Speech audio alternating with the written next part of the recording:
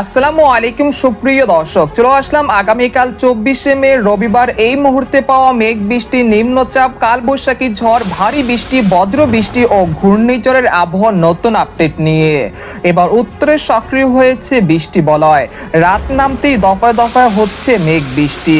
দক্ষিণ ও মধ্য অঞ্চলে দেখা মিলছে তাপ প্রবাহ। এরই মাঝে আবহাওয়া দপ্তর থেকে মিলছে দুঃসংবাদ। আজ রাত থেকেই একাধিক জেলায় ভারী বৃষ্টির সতর্কতা। এমনকি ঈদের দিনেও হতে পারে ভয়াবহ কালবৈশাখী ঝড়। এছাড়া জুনের প্রথম সপ্তাহে আগমন ঘটবে বর্ষাকালের। ইতিমধ্যে আবহাওয়া দপ্তর থেকে জারি করা হয়েছে বিশেষ সতর্কবার্তা।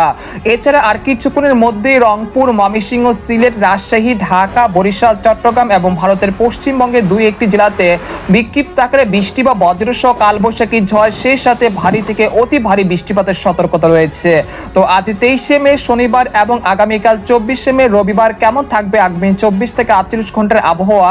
বাংলাদেশ থেকে শুরু করে ভারতের পশ্চিমবঙ্গ, আসাম, মেঘালয় এবং উত্তর থেকে ত্রিপুরা রাজ্যে আগামী 24 থেকে 48 ঘন্টার মধ্যে কোন কোন জেলাগুলোতে বিক্ষিপ্ত আকারে বৃষ্টি বা বজ্রসহ কালবৈশাখী ঝড়ের সম্ভাবনা রয়েছে এবং ঈদের দিন কোন কোন জেলাগুলোতে অতি ভারী বৃষ্টিপাত হতে পারে, তো এই বিষয়ে কি বলছে আজকের আবহাওয়া রিপোর্টে জানিয়ে দিব। সম্পূর্ণ বিস্তারিত ভিডিওটার সঙ্গে থাকুন। আর আপনি কোন জেলা থেকে এই গুরুত্বপূর্ণ আমাদের আবহাওয়ার খবরটি দেখছেন অবশ্যই কমেন্ট করে জানিয়ে দিবেন। আর সবার আগে সর্বপ্রথম সঠিক আবহাওয়ার খবর জানতে আমাদের চ্যানেলটিকে সাবস্ক্রাইব করে রাখুন। এবার জেনে নেওয়া যাক এক নজরে।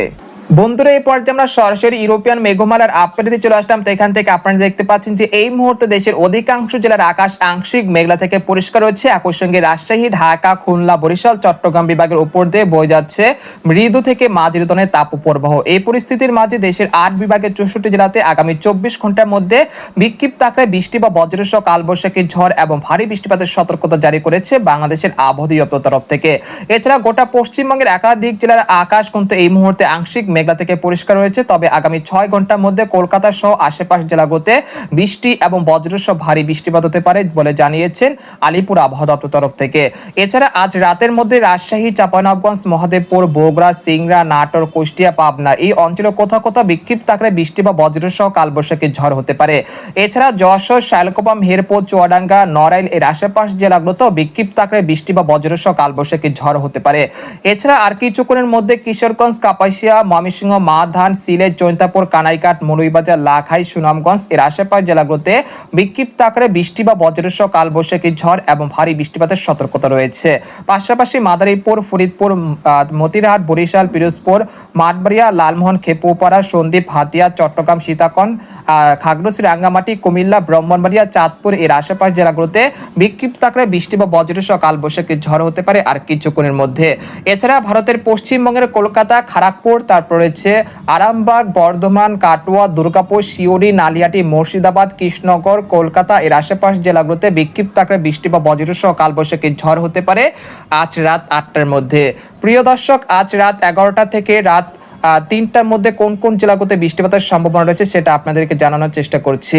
আজ রাত 10টা থেকে রাত 11টা বা 3টার মধ্যে দেখা যাচ্ছে ঠাকুরগাঁও, পঞ্চগড়, দিনাজপুর, কুড়িগ্রাম, গাইবান্ধা এই অঞ্চলে কোথাও কোথাও বিক্ষিপ্ত আকারে বৃষ্টি বা বজ্রসহ কালবৈশাখী ঝড় হতে পারে।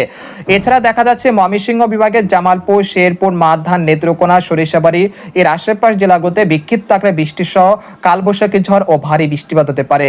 প্রিয় দর্শক, এই পর্যায়ে আপনাদেরকে জানানোর চেষ্টা করব সিলেট বিভাগে কিরকম আবহাওয়া থাকতে পারে আজ রাতে। আজ রাত 3টার দিকে সিলেট, জৈন্তাপুর, কানাইঘাট, মৌলভীবাজার, লাখাই, সুনামগঞ্জ, ব্রাহ্মণবাড়িয়া এর আশেপাশ জেলাগুলোতে বিক্ষিপ্ত আকারে বৃষ্টি বা বজ্রসহ ভারী বৃষ্টিপাতের সতর্কতা রয়েছে। এছাড়া এই মুহূর্তে দেখব ঢাকা বিভাগের আবহাওয়া কেমন থাকতে পারে। আজ রাত 11টা থেকে রাত 3টার মধ্যে নাগারপুর, ফরিদপুর, ঢাকা, কাপাসিয়া, কিশোরগঞ্জ এর আশেপাশ জেলার আকাশ আংশিক মেঘলা থেকে পরিষ্কার থাকতে পারে, তবে বৃষ্টিপাতের সম্ভাবনা তেমন দেখা যাচ্ছে না।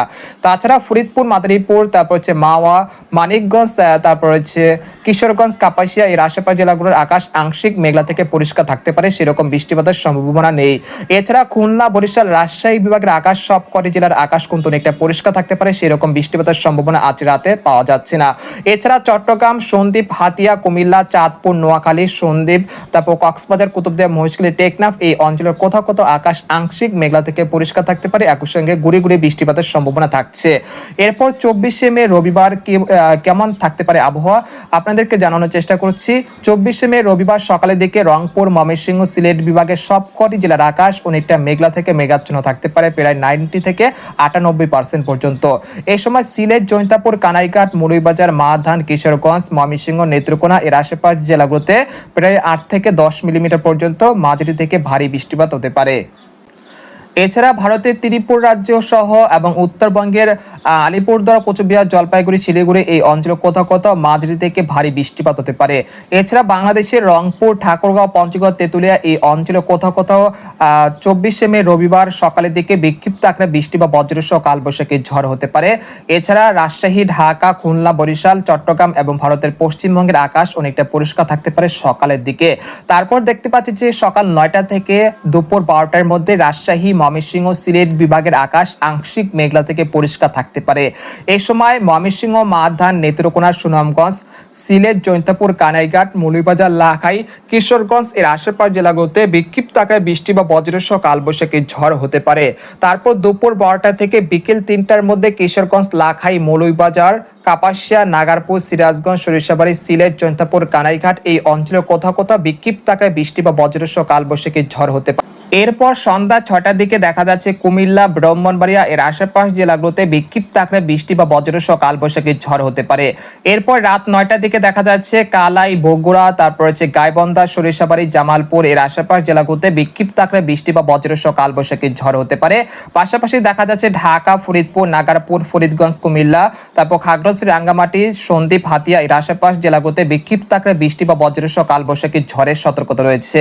এরপর রাত 1টা থেকে ভোর রাত 4টার মধ্যে দেখা যাচ্ছে রংপুর, ময়মনসিংহ, সিলেট বিভাগের একাধিক জেলাতে আবারও 2-1 দফায় কালবৈশাখী ঝড় এবং ভারী বৃষ্টিপাতের সতর্কতা রয়েছে। এরপর 25 তারিখ দেখা যাচ্ছে ময়মনসিংহ, রাজশাহী, রংপুর, সিলেট, ঢাকা বিভাগের অধিকাংশ জেলার আকাশ আংশিক মেঘলা থেকে পরিষ্কার থাকার সম্ভাবনা রয়েছে। এরপর 26শে মে থেকে 27শে মে এরকম পরিস্থিতি দেখা যেতে পারে। এই সময় রংপুর, ময়মনসিংহ, সিলেট বিভাগের একাধিক জেলাতে ভারী থেকে অতি ভারী বর্ষণ হতে পারে। তারপর 28শে মে বৃহস্পতিবার ঈদের দিন, এই দিন সকালের দিকে রংপুর, ময়মনসিংহ, সিলেট, রাজশাহী, ঢাকা বিভাগের আকাশ আংশিক মেঘলা থেকে পরিষ্কার থাকতে পারে।